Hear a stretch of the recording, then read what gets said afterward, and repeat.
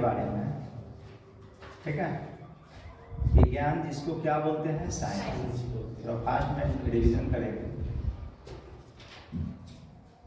विज्ञान में आपको बताया गया था, ध्यान रखिएगा, क्या बताया गया था कि हमारे भौतिक जगत में जो भी कुछ घटित होता है उसका क्रमबद्ध एवं विशिष्ट ज्ञान भी क्या बोला जाता है, विज्ञान बोला जाता है। और ये हम आपको बता चुके थे कि विज्ञान को मुख्य रूप से, अच्छा विज्ञान का ये आप लोग देख रहे हैं कि विज्ञान इंग्लिश शब्द साइंस से बना, और साइंस किससे बना है, तो लैटिन भाषा के शब्द बताए थे सेंटिया, ठीक है, किससे, सेंटिया, और सेंटिया का और जिज्ञासा, या इसको कह सकते हैं नॉलेज या टू नो भी कह सकते हैं, या व्यवस्थित ज्ञान भी कह सकते हैं। ये लैटिन भाषा के शब्द हैं। विज्ञान बताए थे कि विज्ञान कौन सी भाषा के शब्द हैं, बताइए विज्ञान कौन सी भाषा के, तो संस्कृत भाषा के शब्द हैं। अच्छा, इसमें ये बताया गया था कि इसका संधि विच्छेद करने पर क्या प्लस ज्ञान होता है, बी का मतलब विशिष्ट होता है, और ज्ञान को ज्ञान है, यानी विशिष्ट ज्ञान को ही हम लोग क्या बोलेंगे, विज्ञान, ठीक है। अच्छा, इसमें ये बताया गया था कि ये संस्कृत भाषा के शब्द हैं, संस्कृत भाषा के शब्द, और अरबी भाषा का शब्द है। यहाँ अरबी भाषा और संस्कृत भाषा, ये विज्ञान है संस्कृत भाषा का शब्द, और इल्म क्या है, इल्म अरबी भाषा का शब्द है। और इन दोनों का अर्थ होता है व्यवस्थित ज्ञान होता है। क्या होता है, व्यवस्थित ज्ञान। व्यवस्थित ज्ञान के मतलब सिस्टमेटिक नॉलेज को बोला जाता है, यानी किसी चीज के बारे में यदि सिस्टमेटिक नॉलेज है तो उसी को हम लोग क्या बोलते हैं, विज्ञान बोलते हैं। कल पता चुका।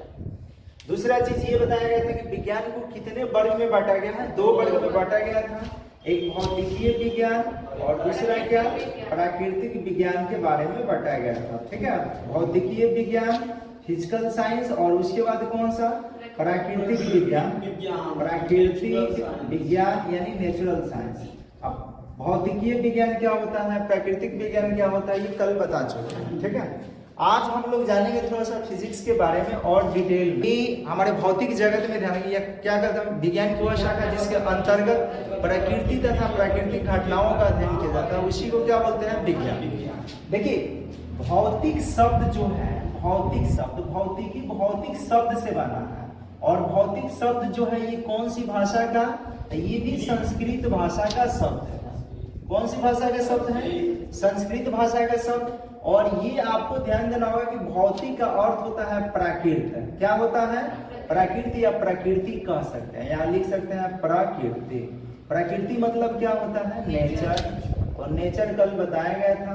तो इसी भौतिक शब्द से भौतिकी का जन्म हुआ है, और भौतिकी को इंग्लिश में हम लोग क्या बोलते हैं, तब फिजिक्स बोलते हैं। और फिजिक्स आपको बताया गया था कि फिजिक्स किससे बना है, तब फ्यूसिस शब्द से बना, और ये किस भाषा का शब्द है, तो ग्रीक भाषा के शब्द है। ये कल आपको इतना सारा चीज ग्रीक भाषा का शब्द है, ठीक है। फ्यूसिस का मतलब भी क्या होता है, तो इसका अर्थ भी नेचर ही होता है, प्रकृति ही होता है। तो हम लोग पहला डेफिनेशन पढ़े, ध्यान रखिएगा, भौतिकी का, कि विज्ञान की वह शाखा जिसके अंतर्गत क्या करते हैं, प्रकृति तथा प्राकृतिक घटनाओं का अध्ययन किया जाता है, उसी को हम लोग क्या बोलते हैं, फिजिक्स, ठीक है। इंग्लिश में उसको लिख सकते हैं, फिर से डिफिनेशन आप चाहे तो लिख सकते हैं, इंग्लिश हिंदी दोनों में। अब पहला ध्यान रखिएगा भौतिक, अगर इंग्लिश में लिखना चाहते तो हिंदी में लिखना पड़ेगा। भौतिकी, भौतिकी का जनक कल बताए थे सारा, जब न्यूटन, फिजिक्स बोलेंगे। और ये आपको ध्यान देना होगा कि फिजिक्स को क्या कहते हैं, तो लिख लीजिए, रिपीट कर लीजिए, आप आइए, ठीक है। दोनों डिफिनेशन लिखाएंगे कल का, बोल दे, लिख लीजिए, बोल देते हैं।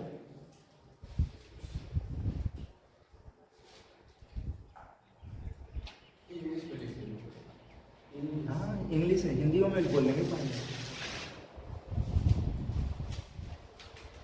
बोले देखिए भौतिक विज्ञान, विज्ञान की वह शाखा है, भौतिक विज्ञान विज्ञान की वह शाखा है, भौतिक विज्ञान विज्ञान की वह शाखा है, विज्ञान की वह शाखा है जिसके अंतर्गत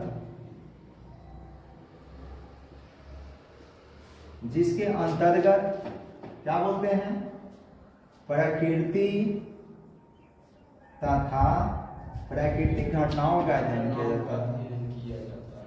प्राकृतिक घटनाओं का अध्ययन किया जाता है। ठीक है। भौतिक विज्ञान विज्ञान की वह शाखा है जिसके अंतर्गत प्रकृति तथा प्राकृतिक घटनाओं का अध्ययन किया जाता है। सब लोग लिख लिए? प्रकृति तथा प्राकृतिक घटनाओं का अध्ययन। इंग्लिश में बोलेंगे तो लिख लीजिएगा। लिखिए, देखिए, physics is a branch of science. Physics is a branch of science. हो गया? Physics is a branch of science in which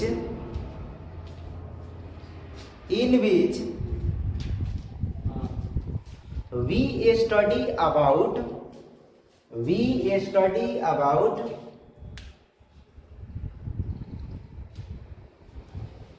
nature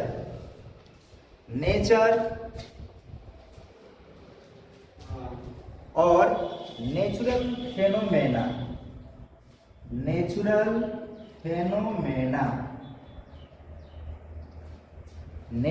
phenomena phenomena मतलब क्या होगा? घटना। फेनोमेना मतलब क्या होगा? घटना। ठीक है, फिर से कह रहे हैं। हो गया? बोल दे एक बार फिर से। Physics is a branch of science in which we study about nature और नेचुरल फेनोमेना। ठीक है, यानी क्या कर सकते हैं? नेचर का मतलब क्या बोलेंगे? प्रकृति, और इधर के नेचुरल फिनोमेना का मतलब क्या होता है? प्राकृतिक घटना। उसी का अध्ययन किया जाता है। ये उसको क्या बोलते हैं? फिजिक्स। ठीक है, ये तो पहला डिफिनेशन हो गया। दूसरा डिफिनेशन कैसे बोला गया था? कल ये भी बताए थे कि भौतिकी जो है विज्ञान की उस शाखा को कहेंगे जिसके अंतर्गत किसका अध्ययन किया जाता है? ऊर्जा, ठीक है, द्रव्य तथा इनके रूपांतरणों का अध्ययन किया जाता है। उसी को हम लोग क्या बोलेंगे? तो उसको बोलेंगे, ध्यान रखिए, भौतिक है। ठीक है, तो इसको भी डिफिनेशन लिख लीजिए। अथवा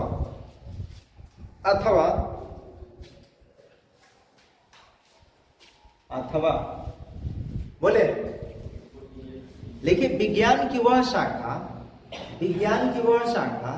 जिसके अंतर्गत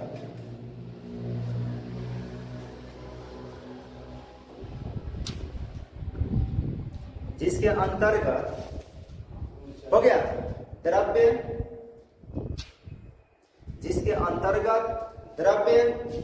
हो गया, जिसके अंतर्गत द्रव्य ऊर्जा के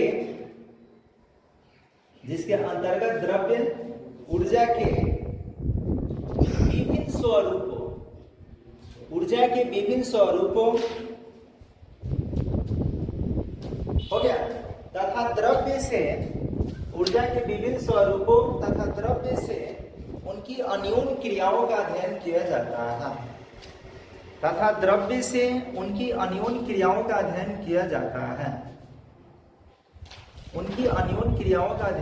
है। अब आप सोच रहे हैं कि ये क्या कह रहे हैं? ये तो हमको परिभाषा समझ में नहीं आया। हम क्या समझा रहे हैं? नहीं आया समझ में, तो समझिए। देखिए, शुरू में वैज्ञानिकों की ये मत थे कि ऊर्जा और द्रव्य दोनों अलग अलग राशि है। ठीक है, वैज्ञानिक के क्या विचार था कि ऊर्जा और द्रव्य दोनों अलग अलग राशि है, यूनिट नहीं, दोनों अलग अलग है। लेकिन बाद में ध्यान रखिएगा, एल्बर्ट आइंस्टाइन ने ऊर्जा और द्रव्य से संबंधित एक नियम दिया। उन्होंने कहा कि ऊर्जा को द्रव्य में तथा द्रव्य को ऊर्जा में रूपांतरित किया जा सकता है, और इसके लिए उन्होंने एक, ध्यान रखिएगा, नियम मतलब सूत्र की स्थापना की। ऊर्जा द्रव्य के बीच एक रिलेशन एस्टेब्लिश किया जिसको बोलेंगे E बराबर mc², जहां E जो होगा, ध्यान रखिएगा, क्या होगा? E को बोलेंगे, यहाँ पे लिख देते हैं, जहां E जो है ये ऊर्जा है। क्या है? ऊर्जा। और m जो है, ध्यान रखिएगा, द्रव्यमान है। और ये c क्या है? तो c है प्रकाश का वेग। किसका वेग? प्रकाश का वेग। तो एल्बर्ट आइंस्टाइन ने बोला कि ये ऊर्जा को हम लोग द्रव्य में और द्रव्य को किस में? ऊर्जा में कन्वर्ट कर सकते हैं, यानी रूपांतरित कर सकते हैं। यानी ऊर्जा द्रव्य में बदलता है और द्रव्य किस में? ऊर्जा में बदलता है। इसी कारण ये भौतिकी को हम लोग ऊर्जा और द्रव्य का विज्ञान बोलते हैं। किसका? ऊर्जा और द्रव्य का विज्ञान बोलते हैं। इसमें ये हमको पढ़ना है कि ऊर्जा को द्रव्य में तथा द्रव्य को ऊर्जा में बदला जा सकता है। तो इसी को इंग्लिश में लिख लीजिए, बोल रहे हैं, बोले लेकिन फिजिक्स इज अ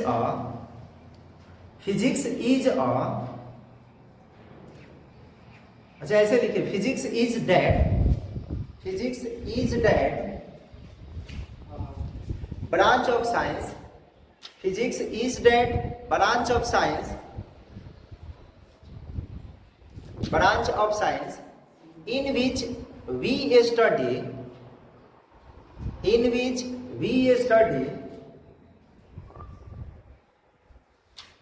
हो गया मैटर का मतलब क्या होगा?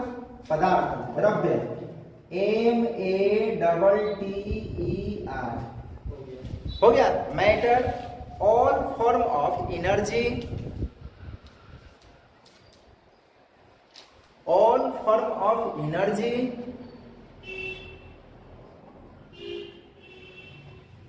हो गया and their interaction of matter,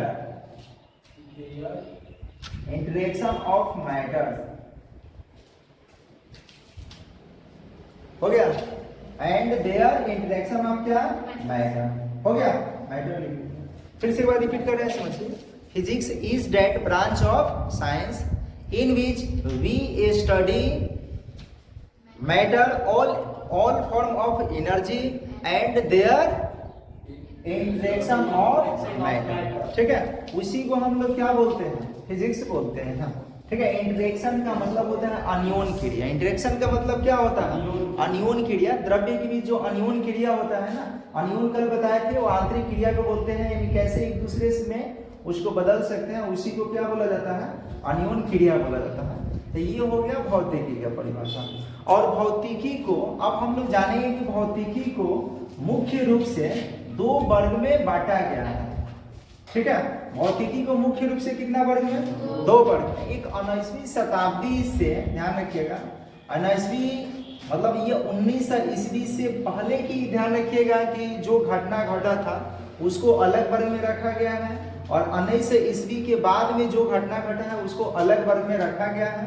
तो 1900 ईस्वी के पहले के जो भी घटनाएं घटा है उसको रखा गया, ध्यान रखिएगा, चिर सम्मत भौतिकी में। किसमें? चिर सम्मत भौतिकी के अंतर्गत रखा गया है। और 1900 ईस्वी के बाद की जो भी ध्यान रखिए घटनाएं हैं उसको आधुनिक भौतिकी के अंतर्गत रखा गया है। किसके अंतर्गत? आधुनिक भौतिकी के अंतर्गत रखा गया। समझ रहे हैं क्या? भौतिकी के अंतर्गत रखा गया। फिर से एक बार कह रहे हैं, भौतिकी को दो वर्ग में बांटा गया है। एक 1900 ईस्वी के पहले की घटना को अलग वर्ग में, और 1900 ईस्वी के जो बाद में घटना घटा उसको अलग वर्ग में, और जो 1900 ईस्वी के बाद की घटना घटा है उसको किस में रखा गया है? आधुनिक भौतिकी के अंतर्गत। और जो 1900 ईस्वी के पहले की घटना घटा है उसको किस में रखा गया है? चिर सम्मत भौतिकी के अंतर्गत रखा गया है। तो लिखिए भौतिकी का वर्गीकरण। भौतिकी का वर्गीकरण, भौतिकी का वर्गीकरण।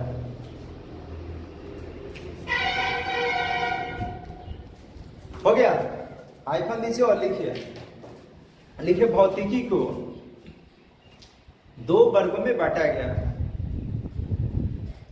भौतिकी को दो वर्गों में बांटा गया है, और ये वर्ग ध्यान रखिएगा उनके कार्य के आधार पर बांटा गया है। किसके आधार पर? कार्य के आधार पर। तो हम कह सकते हैं कि भौतिकी को कार्य के आधार पर दो वर्ग में बांटा गया है। ठीक है, भौतिकी को कार्य के आधार पर कितना वर्ग में? दो वर्ग में। पहला कौन सा? चिर सम्मत भौतिकी, इसको इंग्लिश बोलेंगे क्लासिकल फिजिक्स। क्या बोलेंगे? Classical physics. और इसको क्या बोलेंगे जी? इसको बोलेंगे मॉडर्न फिजिक्स। ठीक है, मॉडर्न फिजिक्स बोलेंगे। ये हो गया, दो वर्ग में बांट दिया गया, ठीक है। तो अब हम लोग पहला लिख लिए क्या, चिर सम्मत भौतिकी, दूसरा आधुनिक भौतिकी लिख लीजिए। पहला चिर सम्मत भौतिकी और दूसरा आधुनिक भौतिकी।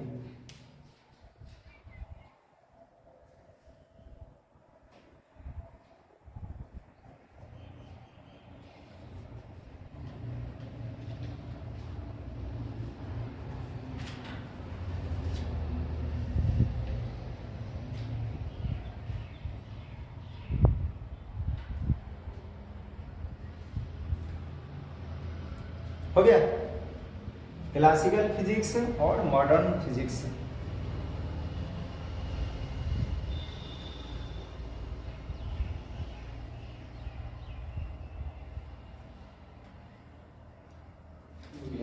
लिख लिया। अब चलते हैं चिर सम्मत भौतिकी।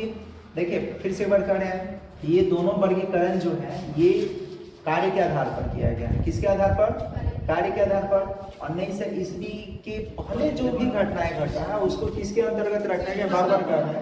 1900 के बाद की जो घटना है उसको आधुनिक भौतिकी के अंतर्गत रखा गया है। तो अब हम लोग जानेंगे कि अब चिर सम्मत भौतिकी होता है क्या है, कौन सा चिर सम्मत भौतिकी क्या होता है, इसको समझते हैं।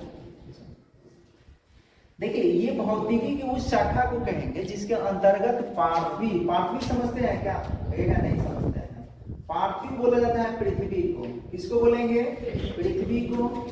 ये भौतिकी की वह शाखा जिसके अंतर्गत पार्थिव तथा खगोलीय घटनाओं का अध्ययन किया जाता है। खगोलीय, ठीक है, खगोलीय घटनाओं का अध्ययन किया जाता है, उसी को हम लोग क्या बोलते हैं, तो उसको बोलेंगे, ध्यान रखिए, चिर सम्मत भौतिकी। चिर सम्मत भौतिकी का जो कार्य क्षेत्र होता है ना वो माइक्रोस्कोपिक होता है। क्या होता है, माइक्रोस्कोपिक होता है, स्कोपिक, ये आपको याद रखना होगा। यानी इसको बोलेंगे, ध्यान रखिएगा क्या, तो इसमें जो भी चिर सम्मत भौतिकी होता है उसका कार्य क्षेत्र जो होता है माइक्रोस्कोपिक। दो तरह के कार्य क्षेत्र होगा, एक होगा माइक्रोस्कोपिक, माइक्रो समझ रहे हैं ना, एक माइक्रोस्कोपिक होगा, माइक्रोस्कोपिक, ठीक है, ये दो तरह की होगा। इसमें जो होगा ये सूक्ष्म घटना जो होता है ना उसके अंदर उसका कार्य क्षेत्र किसके अंतर्गत होता है, माइक्रोस्कोपिक। और थोड़ा सा जो बड़ा होता है ना उसको क्या बोलते हैं, माइक्रो बोलते हैं, ध्यान रखिएगा, जो बड़ा होता है। और ये जो सूक्ष्म होता है उसको बोलते हैं माइक्रो, ठीक है। तो जो बड़ी घटनाएं हैं, जैसे मान लीजिए कि इंजन वगैरह हो गया या ग्रह हो गया, उपग्रह हो गया, ये तो बड़े आकार में है, तो इस कारण इसको किसके अंतर्गत रखते हैं, माइक्रोस्कोपिक के अंतर्गत। माइक्रोस्कोपिक के मतलब आणविक, परमाणुविक, ये सब घटना छोटा छोटा सूक्ष्म जो होगा ना उसको किसके अंतर्गत, माइक्रोस्कोपिक। तो पहले हम लोग लिखेंगे इसके बारे में, चिर सम्मत भौतिकी। लिखिए चिर सम्मत भौतिकी, लिखिए, हाइफन दीजिए।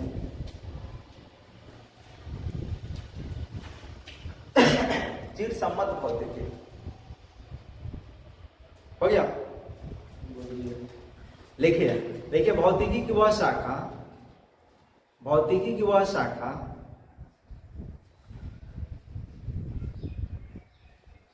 भौतिकी की वह शाखा जिसके अंतर्गत भौतिकी की वह शाखा जिसके अंतर्गत हो गया पार्थिव तथा खगोलीय घटनाओं का अध्ययन किया जाता है। पार्थिव तथा खगोलीय घटनाओं का अध्ययन किया जाता है। भौतिकी की वह शाखा जिसके अंतर्गत पार्थिव तथा खगोलीय घटनाओं का अध्ययन किया जाता है।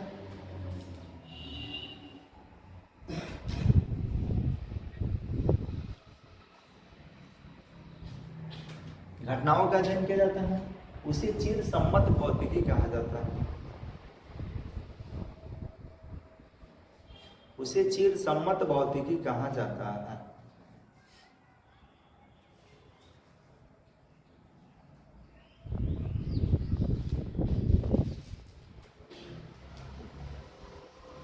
हो गया। इसका कार्य क्षेत्र ध्यान रखिएगा क्या होता है, माइक्रोस्कोपिक होता है। माइक्रोस्कोपिक हिंदी में क्या बोलेंगे, स्थूल बोलेंगे। क्या बोलेंगे, स्थूल, माइक्रोस्कोपिक। देखिए इसका कार्य क्षेत्र माइक्रोस्कोपिक होता है। इसका कार्य क्षेत्र माइक्रोस्कोपिक होता है।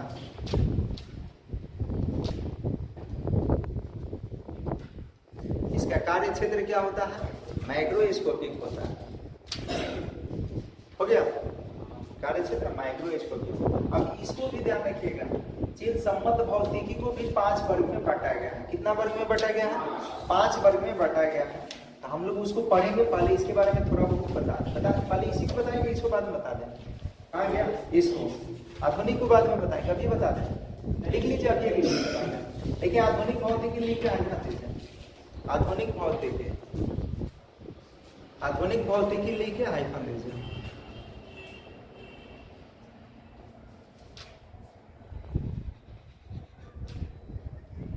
आधुनिक भौतिकी लिख के हाइफन देना। बोले तो आधुनिक भौतिकी ध्यान रखिएगा क्या विज्ञान की मतलब भौतिक विज्ञान की शाखा को कहेंगे जिसके अंतर्गत आणविक परमाणुविक घटनाओं का अध्ययन किया जाता है, उसी को हम लोग क्या बोलेंगे? आधुनिक भौतिकी। तो लिखे बोल रहे हैं, लेकिन भौतिकी की वह शाखा जिसके अंतर्गत, भौतिकी की वह शाखा जिसके अंतर्गत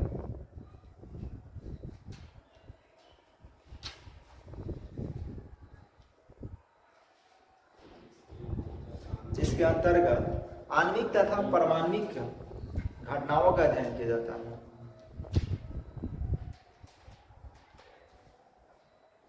आणविक तथा परमाणुविक घटनाओं का अध्ययन किया जाता है।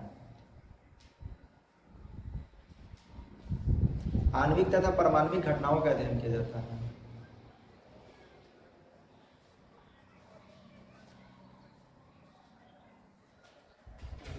हो गया? उसे क्या कहेंगे? उसे आधुनिक भौतिकी कहते हैं। ये मिटा क्यों दिए? इसको तो लिखे थे नहीं ना। इसका कार्य क्षेत्र क्या होता है? माइक्रोस्कोपिक होता है। ठीक है, तो लिखिए इसका कार्य क्षेत्र माइक्रोस्कोपिक होता है। इसका कार्य क्षेत्र माइक्रोस्कोपिक होता है।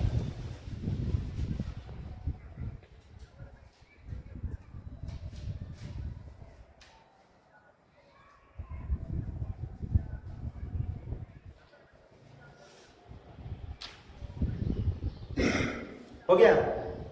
माइक्रोस्कोपिक। इसका जनक क्या है? आधुनिक भौतिकी के जनक एल्बर्ट आइंस्टाइन को माना जाता है। किसको माना जाता है? Albert Einstein. तो लिख सकते हैं हम उसमें, लिखे आधुनिक भौतिकी के जनक एल्बर्ट आइंस्टाइन को माना जाता है। आधुनिक भौतिकी का जनक एल्बर्ट आइंस्टाइन को माना जाता है। एल्बर्ट लिखने आ जाएगा ना? अल्बर्ट होता है, एल्बर्ट ना होता है, ऐसे लिखिएगा Albert Einstein. Albert Einstein, Albert Einstein को माना जाता है।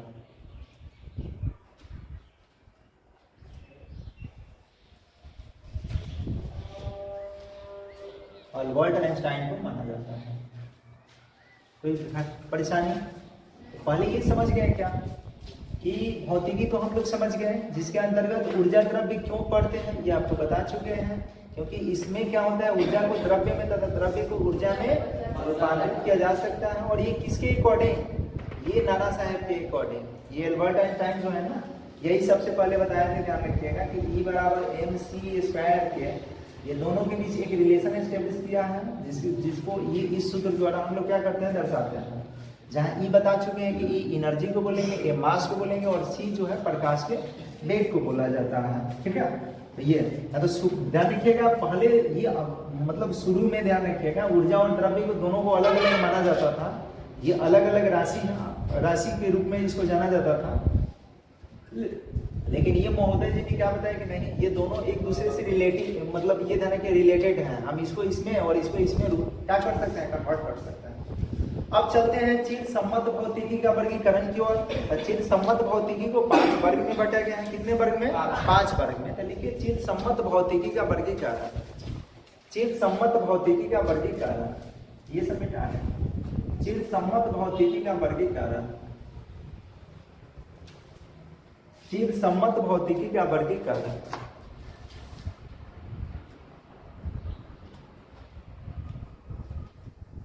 हो गया?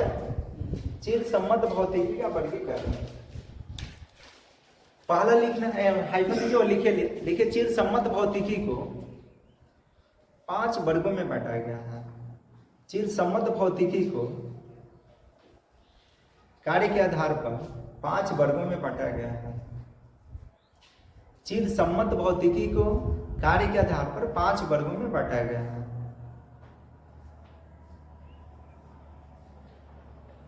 पांच वर्गों में बांटा गया है। हो गया। पहला एक एक करके लिखेंगे। पहला लिखना है यांत्रिकी। यांत्रिकी भौतिकी। भौतिकी मैकेनिक्स फिजिक्स।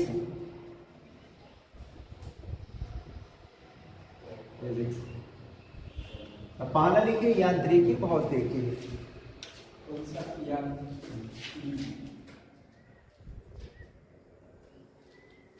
यांत्रिकी भौतिकी। अब देखिए नाम तो है यांत्रिकी, ऐसा लगता होगा कि यंत्र द्वारा संचालित होगा, लेकिन ऐसा नहीं है। भौतिकी की उस शाखा को कहेंगे जिसमें पदार्थ के तीनों अवस्थाओं का अध्ययन किया जाता है। अब कहेंगे तीनों अवस्था क्या? तीनों अवस्था पदार्थ क्या हम लोग जानते हैं नहीं जानते हैं? ठोस, द्रव और गैस। तो ये भौतिकी की उस शाखा को कहेंगे जिसके अंतर्गत ठोस, द्रव, गैसों का अध्ययन किया जाता है, उसके रूपांतरणों का अध्ययन किया जाता है। उसी को हम लोग क्या बोलेंगे? यांत्रिकी भौतिकी बोलेंगे। तो लिखिए बोल रहे हैं, देखिए भौतिकी की वह शाखा, भौतिकी की वह शाखा जिसके अंतर्गत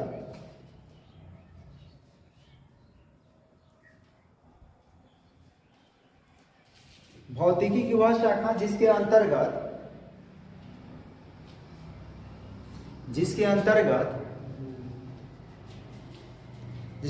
हो गया द्रव्यों या पदार्थों लिख सकते हैं। द्रव्य हो गया, कोष्टक में लिख लिया ठोस, द्रव एवं गैस। भौतिकी की वह शाखा जिसके अंतर्गत द्रव्य, कोष्टक में क्या लिखिएगा? ठोस, द्रव एवं गैस। हो गया। कि नियमों का अध्ययन किया जाता है, कि नियमों का अध्ययन किया जाता है।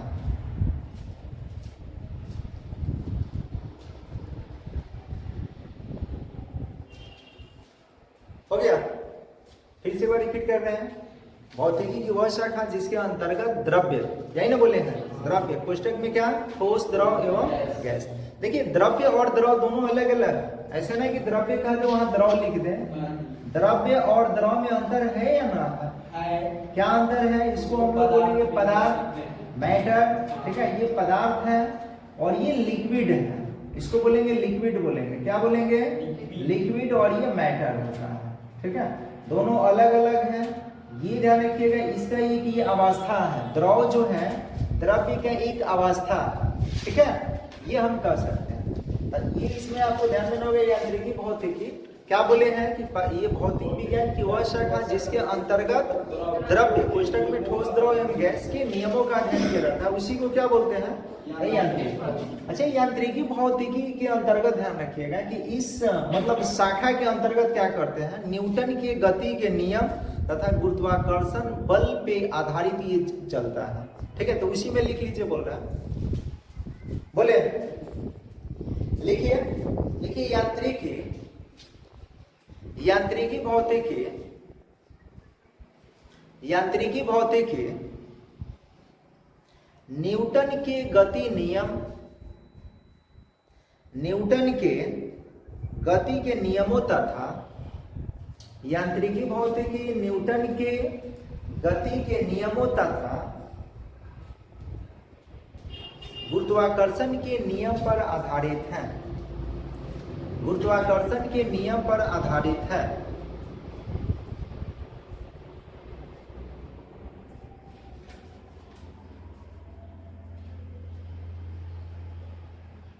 आधारित हो गया। अब वो गुरुत्वाकर्षण देखिए, न्यूटन की गति के जैसे रॉकेट नोदन हो गया, रॉकेट जो चलता है ना, रॉकेट में हम लोग जानते हैं, रॉकेट नोदन हो गया, यानी कि बल आघूर्ण हो गया, बल हो गया, जड़त्व हो गया, सब किसी अंतर्गत ये यांत्रिकी भौतिकी। ठीक है, दूसरा लिखिए 2 नंबर, ये हो गया यांत्रिकी भौतिकी। 2 नंबर लिखना है, ध्यान रखिएगा, वैद्युत गतिकी। क्या लिखना है? वैद्युत गतिकी।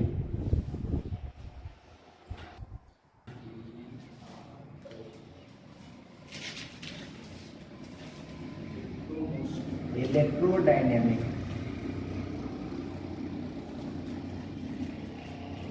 इलेक्ट्रोडायनेमिक्स, ठीक है, वैद्युत गतिकी, इलेक्ट्रोडायनेमिक्स। बोले लिखिए, भौतिक विज्ञान की वह शाखा,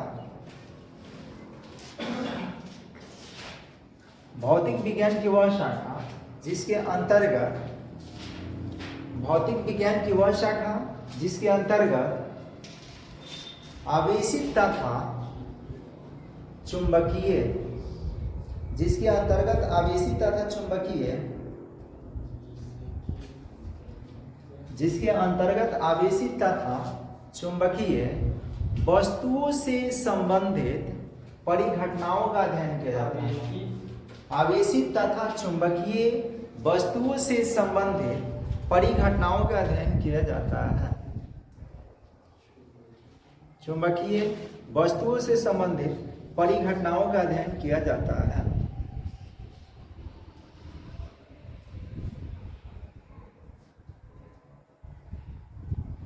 परिघटनाओं का अध्ययन किया जाता है। हो गया, उसी में लिखना है। लिखिए, इसमें मूल नियमों का प्रतिपादन, इसमें मूल नियमों का प्रतिपादन कूलाम, कूलाम के नाम सुने हैं ना आप लोग?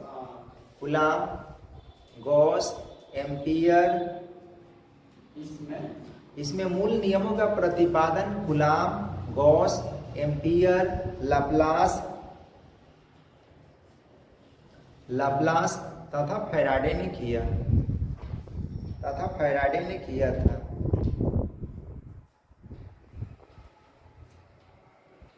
तथा फैराडे ने किया था।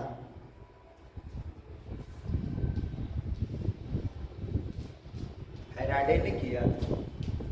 हो गया, फिर से रिपीट करना है। इसमें मूल नियमों का प्रतिपादन किसने किया था? कूलाम, गॉस, एम्पियर, लाप्लास तथा फैराडे। ठीक है, तो ये दूसरा हो गया। तीसरा हम लोग ध्यान रखें कि इसके अंतर्गत किसको पढ़ते हैं? तो प्रकाशिकी को। किसके? प्रकाशिकी। क्या लिखा था? प्रकाशिकी। प्रकाशिकी को पढ़ते हैं। प्रकाशिकी जिसको इंग्लिश में बोलेंगे ऑप्टिक्स। समझिएगा, ऑप्टिक्स तो उतना डिटेल में हम लोग नहीं पढ़ेंगे क्योंकि ये 12 क्लास में जाइएगा तो पढ़िएगा, और इस सबसे फिजिक्स का बड़ा पार्ट ऑप्टिक्स है, जिसको पढ़ने में लगभग ध्यान रखिएगा 1.25 से 1.5 महीना तक लगता है। ये सबसे बड़ा पार्ट, ठीक है, ऑप्टिक्स। तो उतना डिटेल में एक दिन में हम क्या बताएंगे इसके अंतर्गत। बस खाली ये जान लीजिए कि ऑप्टिक्स क्या होता है, प्रकाशिकी क्या होता है। तो भौतिक विज्ञान की उस शाखा को कहेंगे जिसके अंतर्गत प्रकाश की प्रकृति तथा संचरण का अध्ययन किया जाता है। प्रकृति समझते हैं ना? प्रकाश का विवर्तन, परावर्तन, ध्रुवण, ये ध्यान रखिएगा, अपवर्तन, व्यतिकरण, ये सब का अध्ययन किया जाता है। किसके अंतर्गत? प्रकाश। किस तरह से संचरित होता है, कण के रूप में होता है, तरंग के रूप में होता है, या द्वि प्रकृति का होता है। ये सब 12 क्लास में पढ़ना है, इसमें नहीं पढ़ना है। सिर्फ खाली जान लीजिए कि भौतिक विज्ञान की उस शाखा को कहेंगे जिसमें प्रकाश की प्रकृति तथा संचरण का अध्ययन किया जाता है, उसी को हम लोग क्या बोलते हैं? प्रकाशिकी। लिखिए, ऑप्टिक्स लिखिए, हाइफन दीजिए, ऑप्टिक्स। बोले लिखिए, भौतिक विज्ञान की वह शाखा,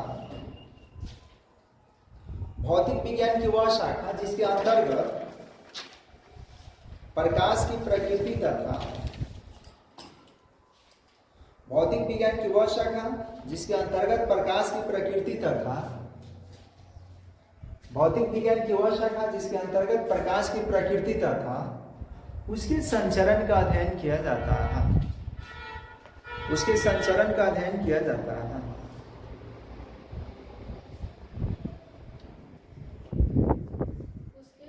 संचरण का अध्ययन किया जाता है।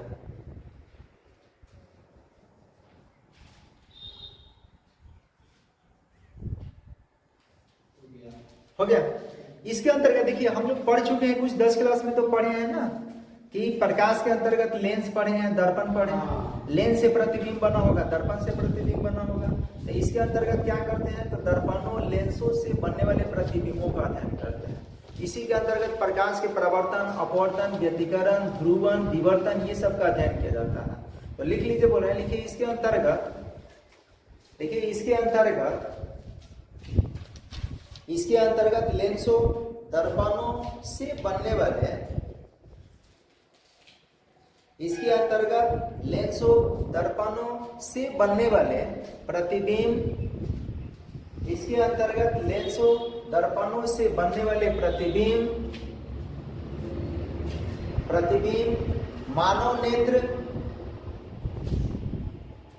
मानव नेत्र के दोषों लिख लीजिएगा। मानव नेत्र के दोषों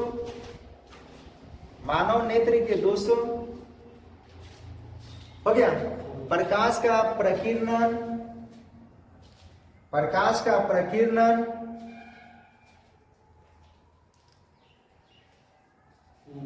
प्रकाश के विवर्तन, व्यतिकरण, ध्रुवन, प्रकाश के विवर्तन हो गया, व्यतिकरण और ध्रुवन का अध्ययन किया जाता है। व्यतिकरण ऐसे लिखना है, व्यतिकरण।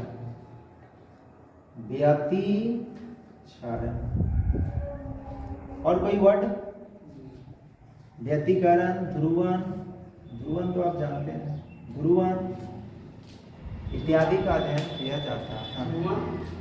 धुआं नहीं, ध्रुवन इत्यादि का अध्ययन किया जाता है। हो गए। अब ये तो हो गया तीसरा। चौथा हम लोग पढ़ेंगे ऊष्मागतिकी। क्या पढ़ेंगे? ऊष्मा। ये देखा शंकर जी के त्रिशूल बन गए, ठीक है। ऊष्मागतिकी जिसको बोलेंगे थर्मोडायनेमिक्स।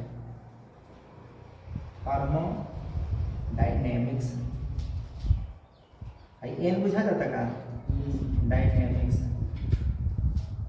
तो लिखे थर्मोडायनेमिक्स, ऊष्मागतिकी, थर्मोडायनेमिक्स, ये सॉरी ई होगा, थर्मोडायनेमिक्स, ऊष्मागतिकी। हो गया। देखिए भौतिक विज्ञान की वह शाखा भौतिक विज्ञान की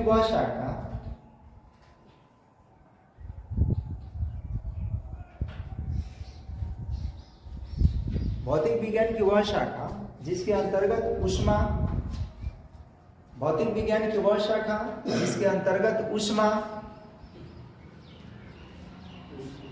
ताप दाब मत लिखना। भौतिक विज्ञान की वह शाखा जिसके अंतर्गत ऊष्मा, ताप हो गया तथा सूक्ष्म कणों से बने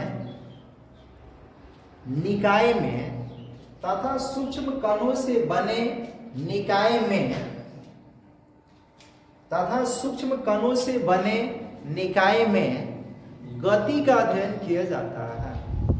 निकाय में गति का अध्ययन किया जाता है।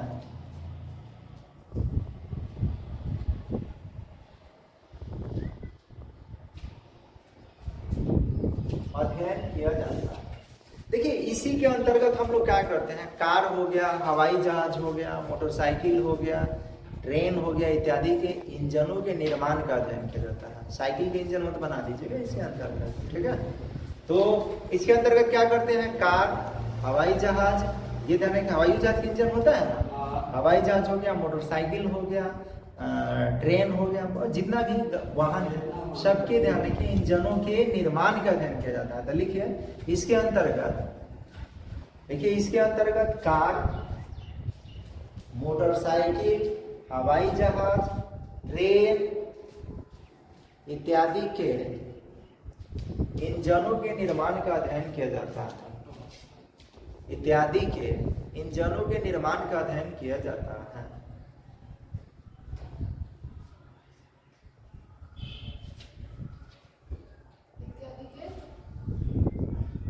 बोलिएगा तब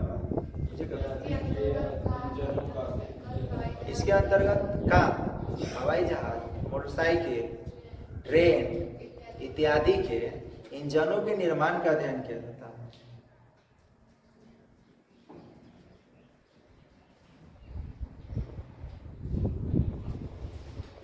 हो गया। कितना हो गया? चौथा। पांचवा हम लोग पढ़ेंगे, ध्यान रखिएगा, कंपन तथा तरंग। कंपन तथा क्या? तरंग। बोलेंगे वाइब्रेशन एंड वेव्स। कंपन तथा तरंग। कंपन तो आप लोग जानते हैं ना जी, वो क्या बोलते हैं, मोबाइल को भी कंपन में लगाते हैं, वाइब्रेशन जिसको बोलते हैं ना, वाइब्रेशन में लगा लो, कंपन करता है कैसे है। तरंग का मतलब जानते हैं कि तरंग कैसे होता है, तरंग इस तरह से लहर चलता है ना, जिस तरह से, इसको बोलते हैं तरंग। तो कंपन तथा तरंग। तो ये ध्यान रखिएगा कि भौतिक विज्ञान की उस शाखा को कहेंगे जिसमें क्या करते हैं, तो जो पदार्थ के जो सूक्ष्म कण होते हैं ना, उसके तरंगों तथा कंपनों का अध्ययन किया जाता है। तो लिखिए बोल रहे हैं, देखिए भौतिक विज्ञान की वह शाखा, भौतिक विज्ञान की वह शाखा जिसके अंतर्गत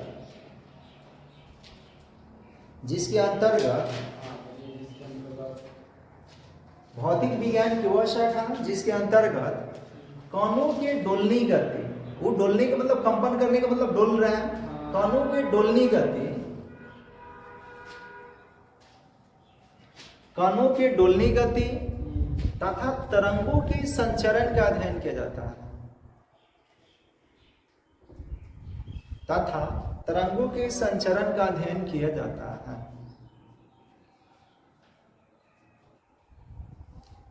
तरंगों के संचरण का अध्ययन किया जाता है।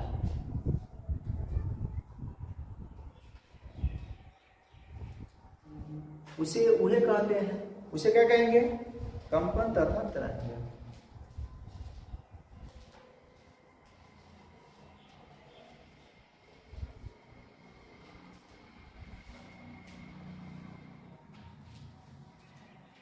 हो गया। देखिए इसके अंतर्गत ध्वनि के संचरण को समझाया जा सकता है, क्योंकि ध्वनि भी कंपन के रूप में चलता है, तरंग के रूप में चलता है, ध्यान रखिएगा। या संगीत बजता है ना, वो संगीत, तो वो भी देखिएगा कि क्या होता है, आपको वो देखे होंगे, रिकॉर्ड वगैरह होता है तो चलता है, ये लहर की तरह इस तरह से होता है। तो इसके अंतर्गत हम लोग किसका, ध्वनि के संचरण तथा तरंग को समझ सकते हैं आसानी से। तो ये रहा, ध्यान रखिएगा कौन सा, चित्त सम्मत भौतिकी हो गया। अब हम लोग चलते हैं आधुनिक भौतिकी की ओर। कौन से? आधुनिक। तो आधुनिक भौतिकी को भी ध्यान रखिएगा कार्य के हिसाब से 5 वर्ग में बांटा गया है। कितने वर्ग में? 5 वर्ग में। तो लिखिए, देखिए आधुनिक भौतिकी का वर्गीकरण, आधुनिक भौतिकी का वर्गीकरण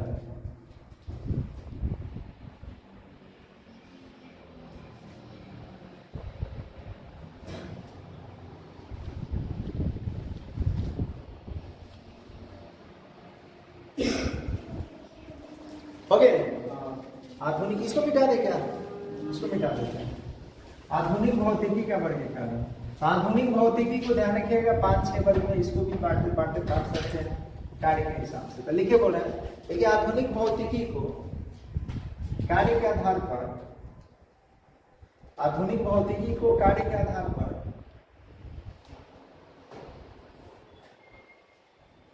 6 वर्गों में बांटा गया है।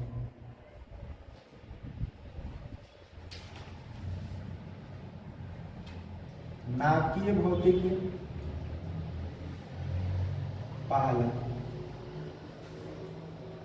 न्यूक्लियर फिजिक्स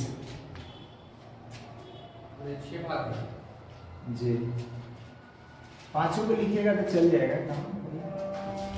पहला लिखिए नाभिकीय भौतिकी,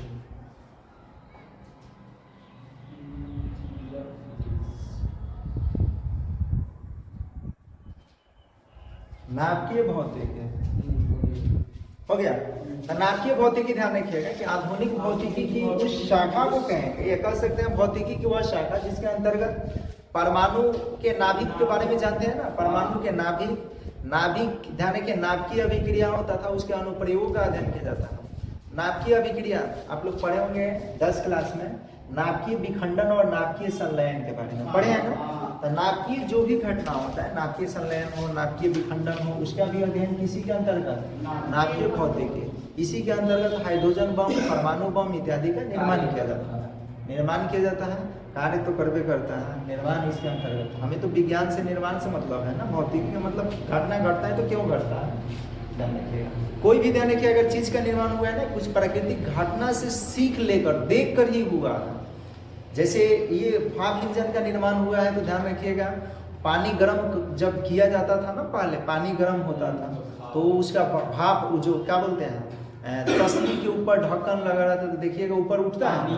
तो वैज्ञानिक लोग देखा तो सोचा कि भाई भाप में इतना ताकत है, इसका मतलब इससे कुछ बन सकता है, वो भाप इंजन का निर्माण हुआ।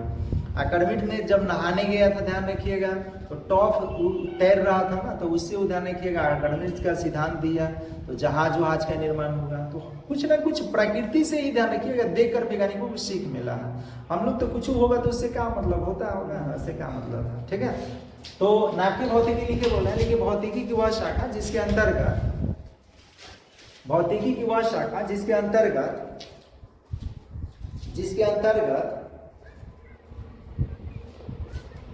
अंतर्गत नाभि की संरचना गुणों, जिसके अंतर्गत नाभि की संरचना गुणों, जिसके अंतर्गत नाभि की संरचना गुणों, संरचना हो गया, कोमा देके लिखिए, गुणों तथा नाभिकीय घटनाओं, तथा नाभिकीय घटनाओं, नाभिकीय घटनाओं एवं उसके अनुप्रयोगों का अध्ययन किया जाता है, एवं उसके अनुप्रयोगों का अध्ययन किया जाता है, एवं उसके अनुप्रयोगों का अध्ययन किया जाता है।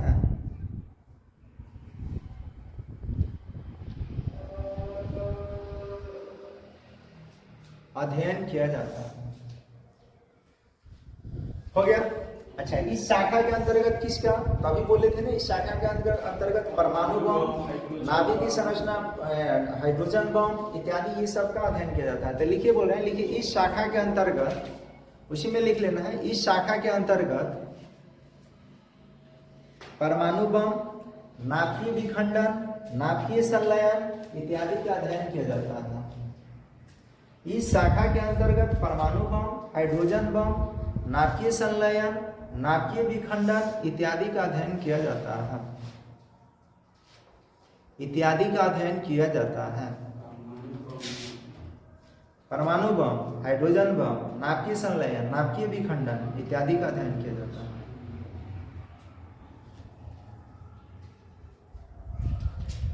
हो गया। दूसरा लिखना है ठोस अवस्था भौतिकी, ठोस अवस्था भौतिकी। ठोस को क्या बोलेंगे, ठोस को सॉलिड बोलेंगे, अवस्था को स्टेट बोलेंगे, और ये हो गया फिजिक्स। ठोस अवस्था भौतिकी, देखिए ठोस अवस्था भौतिकी,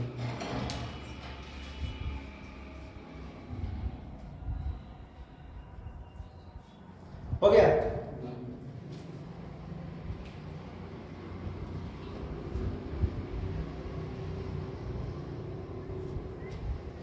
अब थोड़ा सा हम लोग समझ लेते हैं। ठोस हम लोग तो जानते हैं, बोलिए जानते हैं कि नहीं। पदार्थ की उस अवस्था को कहेंगे जिसमें उसका आकृति, क्या क्या, आकृति और प्लस आयतन दोनों निश्चित हो जाए, उसी को हम लोग क्या बोलते हैं, उसको बोलते हैं ठोस। देखिए ठोसों का भी वर्गीकरण किया गया है। ज्यामिति के आधार पर ठोस को दो वर्ग में बांटा गया है। कितने वर्ग में, दो वर्ग में। देखिए किसी भी चीज को अगर बांटा जाता है ना, तो कुछ ना कुछ उसका आधार होता है। जैसे अगर मान लीजिए कि बहुत सारे विद्यार्थी हैं, तो बांटने का बहुत सारा आधार हो सकता है। हो सकता है लंबाई के आधार पर हम बांट सकते हैं, इतना सेंटीमीटर से कोई इधर, इतना सेंटीमीटर वाले को इधर, ही बांट सकते हैं ना। अच्छा, हो सकता है कि वजन के आधार पर बांटना पड़ जाए। ये भी हो सकता है कि कौन कौन 80 किलो से ऊपर का लेगा, नहीं कोई 80 किलो, कौन कौन 80 किलो के नीचे क्या है, ये हो गया। या उम्र के आधार पर भी बांट सकते हैं कि नहीं। तो बहुत सारा आधार होता है। तो इसी तरह से ठोस को वर्गीकृत किया गया था, कुछ ना कुछ आधार। कौन सा, ज्यामिति। ज्यामिति बोलते हैं यानी कि उसके संरचना के आधार पर ठोस को दो वर्ग में, एक क्रिस्टलीय ठोस और एक अक्रिस्टलीय ठोस। ये जाइएगा 12 क्लास में ना, अब फिर ये केमिस्ट्री का पहला ही पार्ट है ठोस अवस्था, उसी में इसको अध्ययन करेंगे हम लोग, क्रिस्टलीय और अक्रिस्टलीय ठोस के बारे में। ठीक है, तो अक्रिस्टलीय तो समझते हैं। देखिए ठोस कई प्रकार के याद रखिएगा, बस खाली मात्र याद रखिए, जान लीजिए कि क्रिस्टलीय ठोस और अक्रिस्टलीय ठोस। ये क्रिस्टलीय ठोस को हम लोग वास्तविक ठोस कहते हैं और ये अक्रिस्टलीय ठोस को आभासी ठोस कहते हैं। इसको कह सकते हैं वैसे ठोस जिसका एक निश्चित ज्यामितीय संरचना होता है, उसको क्या बोलते हैं क्रिस्टलीय ठोस, और जिसका कोई निश्चित ज्यामितीय संरचना नहीं होता है उसको क्या बोलते हैं अक्रिस्टलीय ठोस। ये बात की बात है, हटाइए। हम लोग जान रहे हैं किसके बारे में, ठोस अवस्था भौतिकी के बारे में पढ़ रहे हैं। तो ठोस अवस्था भौतिकी ध्यान रखिएगा क्या होता है, भौतिकी की वह शाखा जिसके अंतर्गत क्रिस्टलीय अर्धचालकों तथा मिश्र धातुओं के गुणों का अध्ययन किया जाता है, उसी को हम लोग क्या बोलते हैं ठोस अवस्था भौतिकी बोलते हैं। तो लिखिए बोल रहे हैं, देखिए भौतिकी की वह शाखा जिसके अंतर्गत, भौतिकी की वह शाखा जिसके अंतर्गत क्रिस्टलीय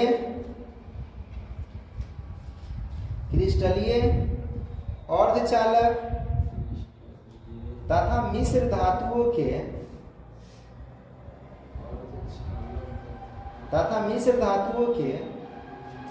गुणों एवं उपयोगों का अध्ययन किया जाता है।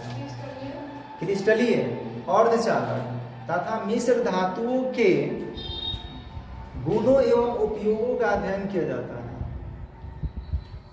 गुणों एवं उपयोगों का अध्ययन किया जाता है, अध्ययन किया जाता है।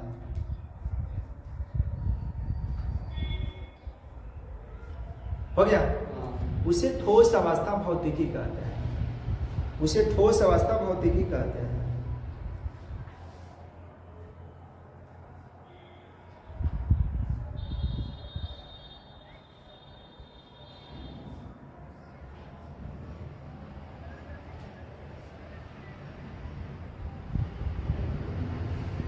हो गया, अब ये कहीं नंबर 3 नंबर इसको मिटा लें। तीसरा आपको ध्यान देना होगा, तीसरा है सापेक्षिता। जी, सापेक्षिता,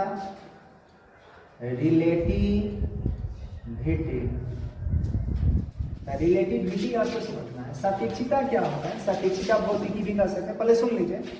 देखिए भौतिकी की वह शाखा जिसके अंतर्गत उन पिंडों के गति का अध्ययन किया जाता है, फिर से पहले पिंडों या कणों कह सकते हैं। भौतिकी की वह शाखा जिसके अंतर्गत उन पिंडों या कणों की गति का अध्ययन किया जाता है जिसका वेग प्रकाश के वेग के समतुल्य होता है। प्रकाश के वेग आप लोग जानते हैं, जी जानते हैं, 3 × 10⁸ मीटर प्रति सेकंड होता है। तो इस वेग से अगर कोई कण गति कर रहे हैं इसके आसपास, समतुल्य का मतलब क्या, बराबर या उसके आसपास रहे, उसी को बोलेंगे। ये जाने के भौतिक विज्ञान की वह शाखा जिसके अंतर्गत उन पिंडों की गति का अध्ययन किया जाता है जिसका वेग किसके है, प्रकाश के वेग के समतुल्य होता है, उसी को हम लोग सापेक्षिता कहते हैं। तो लिखिए सापेक्षिता।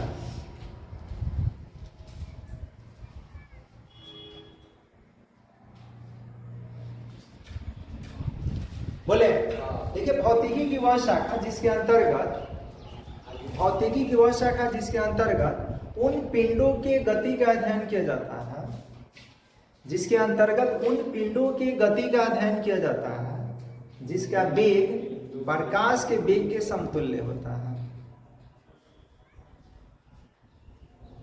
जिसका वेग प्रकाश के वेग के समतुल्य होता है।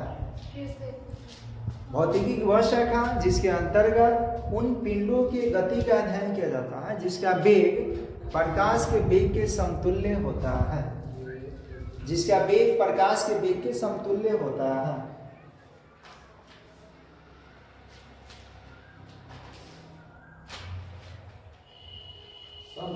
समतुल्य होता है। हो गया। रियल में ध्यान रखिएगा कि यह जो नियम है ना, सॉरी ये जो शाखा है, ये प्रकृति के सापेक्षवाद का सिद्धांत है। क्या है? प्रकृति के सापेक्षवाद का सिद्धांत। उतना मन जानिए, ज्यादा जानने से क्या फायदा है। कितना नंबर हो गया? तो तीसरा। चौथा ध्यान रखिएगा, चौथा हम लोग लिखेंगे अंतरिक्ष भौतिकी। लिखिए अंतरिक्ष भौतिकी। अंतरिक्ष भौतिकी, स्पेस फिजिक्स। अंतरिक्ष भौतिकी। अब अंतरिक्ष का मतलब कौन नहीं जानता है? स्पेस, जो खाली स्थान दिख रहे हैं ना, आकाशीय, जहां हवा भी नहीं होता है, उसी को हम लोग क्या बोलते हैं? अंतरिक्ष। तो क्या कहेंगे? भौतिकी की वह शाखा जिसके अंतर्गत क्या किया जाता है? अंतरिक्ष तथा अंतरिक्ष में होने वाली घटनाओं का अध्ययन करते हैं। अंतरिक्ष जानते हैं ना, वायुमंडल को कितने वर्ग में बांटा गया है? 5 वर्ग में। ये तो आप लोग क्या भूगोल में पढ़े होंगे, 5 वर्ग में। पहला जो है क्षोभ मंडल, क्षोभ मंडल से जैसे जैसे ऊपर जाइएगा हवा का क्या होगा? घनत्व घटता जाएगा और वो आ जाता है अंतरिक्ष आ जाता है। ठीक है, अंतरिक्ष आ जाता है जहाँ हवा समाप्त हो गया, अंतरिक्ष। अंतरिक्ष यात्री को अंतरिक्ष कैसा दिखता है? काला। वजह क्या होता है? तब वहां पे वायुमंडल, प्रकाश का प्रकीर्णन नहीं होता है, हवा नहीं होने के कारण प्रकाश का प्रकीर्णन नहीं हो पाता है। तो अंतरिक्ष भौतिकी ध्यान रखिएगा, भौतिकी की वह शाखा जिसके अंतर्गत बातें हैं, भौतिकी की वह शाखा जिसके अंतर्गत क्या किया जाता है? अंतरिक्ष तथा अंतरिक्ष में होने वाली घटनाओं का अध्ययन किया जाता है, उसी को हम लोग क्या बोलते हैं? अंतरिक्ष भौतिकी। तो लिखिए बोल रहे हैं, देखिए भौतिकी की वह शाखा जिसके अंतर्गत, भौतिकी की वह शाखा जिसके अंतर्गत अंतरिक्ष तथा अंतरिक्ष से जुड़े नियमों का अध्ययन किया जाता है। भौतिकी की वह शाखा जिसके अंतर्गत अंतरिक्ष तथा अंतरिक्ष में होने वाली घटनाओं का अध्ययन किया जाता है। भौतिकी की वह शाखा जिसके अंतर्गत अंतरिक्ष तथा अंतरिक्ष में होने वाले नियमों का अध्ययन किया जाता है, अंतरिक्ष में होने वाली घटनाओं का अध्ययन किया जाता है। ठीक है, उसके अंतरिक्ष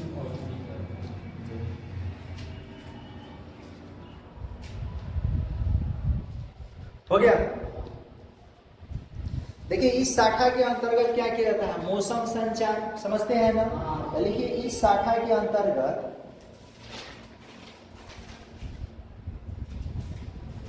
इस शाखा के कारण, इस शाखा के कारण हो गए मौसम विभाग, मौसम विभाग, संचार तंत्र इत्यादि की जानकारी मिलती है। जो सैटेलाइट लगा रहता है, बोलिए अंतरिक्ष में ना लगा रहता है, मौसम विभाग, संचार तंत्र इत्यादि की जानकारी, इत्यादि की जानकारी मिलती है।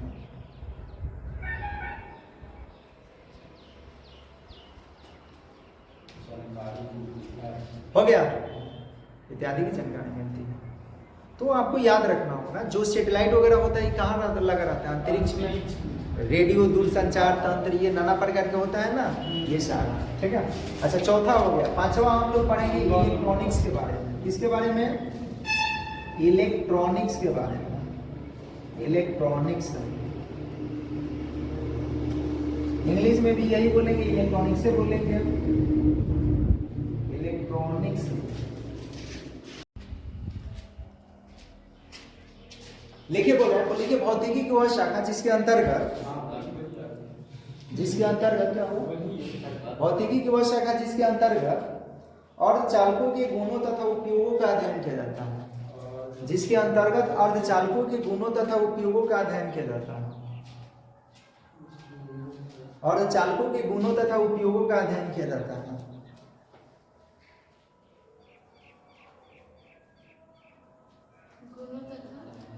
और चालकों के गुणों तथा उपयोगों का अध्ययन किया जाता है।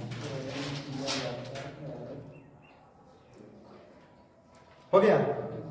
लास्ट एक और बता देते हैं, प्लाज्मा।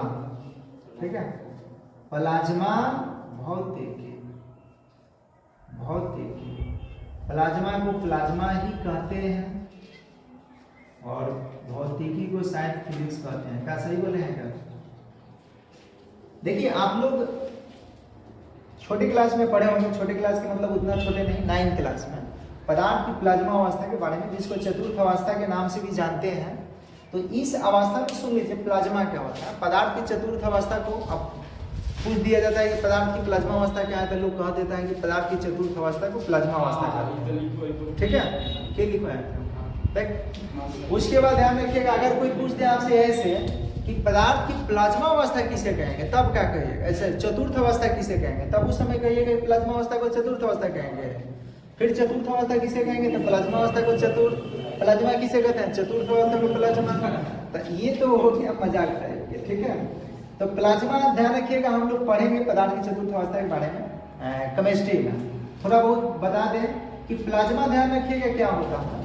तो हम लोग अक्सर अब केमिस्ट्री बताएंगे तो उतना बताएंगे, अभी तो रात को रहे, ध्यान रखिएगा उतना नहीं बता पाएंगे। जब किसी पदार्थ को गर्म किया जाता है तो बोलिए, अगर वो ठोस में रहता है तो किस में बदलता है, द्रव में। द्रव में रहता है तो किस में बदलता है, गैस में। और गैस में रहेगा, अगर उसको गर्म करेंगे तो क्या होगा, जब गैस को बहुत सारा एनर्जी दे दीजिएगा, अधिक टेम्परेचर बढ़ा दीजिएगा, अति उच्च ताप दे दीजिएगा या वोल्टता बढ़ा दीजिएगा, उस परिस्थिति में क्या होगा कि ये प्लाज्मा का निर्माण होगा। लेकिन कैसे होगा ये बात की बात है, अभी नहीं बताएंगे, रात हो रहे हैं, ठीक है। तो लिख लीजिए, बोल रहा है बोले। देखिए, भौतिकी की वह शाखा जिसके अंतर्गत पदार्थ की चतुर्थ अवस्था का अध्ययन किया जाता है। भौतिकी की वह शाखा जिसके अंतर्गत पदार्थ की चतुर्थ अवस्था का अध्ययन किया जाता है।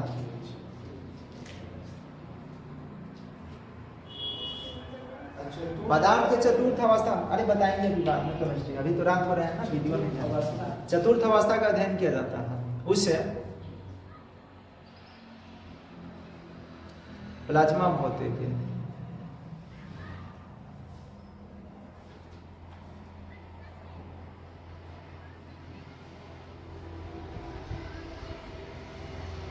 हो गया। इसके अंतर्गत ध्यान रखिए आयनों का अध्ययन किया जाता है। तो लिख लीजिए, इसके अंतर्गत आयनों का अध्ययन किया जाता है। इसके अंतर्गत आयनों का अध्ययन किया जाता है।